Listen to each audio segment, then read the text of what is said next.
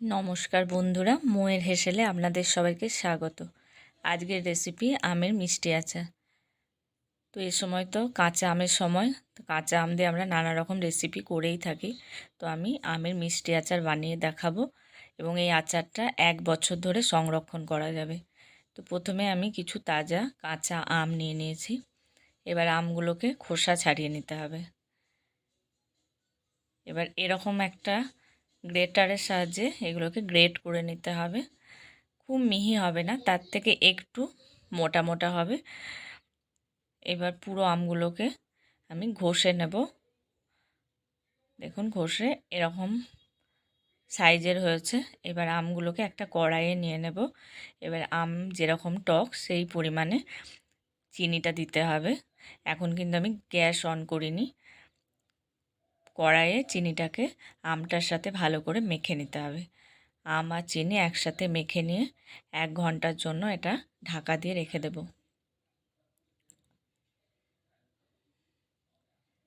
দেখুন কীরকম চিনি থেকে রস বেরিয়ে গেছে। এবার গ্যাস অন করে দিতে হবে। গ্যাস অন করে এবার ফুটতে দিতে হবে। ফুটতে শুরু করলে চিলি ফ্লেক্স দিয়ে দেব। যে যেমন ঝাল খাবে সেরকম চিলি ফ্লেক্স দেবে।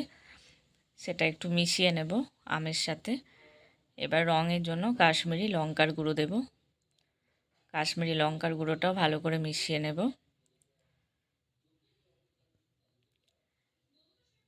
এবার পরিমাণ মতো লবণ দেব।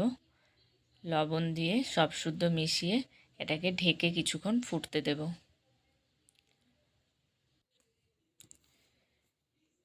চিনি আর আম সব শুদ্ধ এরকম ঘন হয়ে এলে তখন আচারটা আমাদের প্রায় তৈরি হয়ে গেছে বুঝতে হবে। এবার আগে থেকে শুকনো খোলায় জিরে ভেজে গুঁড়ো করে রাখা আছে, সেটা ছড়িয়ে দেব।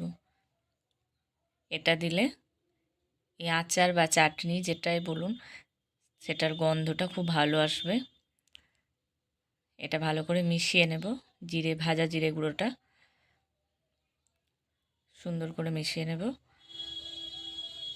এবার ভিনিগার দিয়ে দেব যাতে এটা নষ্ট না হয়। এটা প্রায় 1 বছর থেকে যাবে ফ্রিজে রেখে দিলে।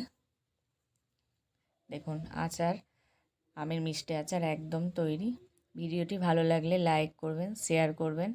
আর আমার চ্যানেলের নতুন বন্ধু হলে চ্যানেলটাকে অবশ্যই সাবস্ক্রাইব করবেন এবং ফেসবুক পেজকে ফলো করবেন।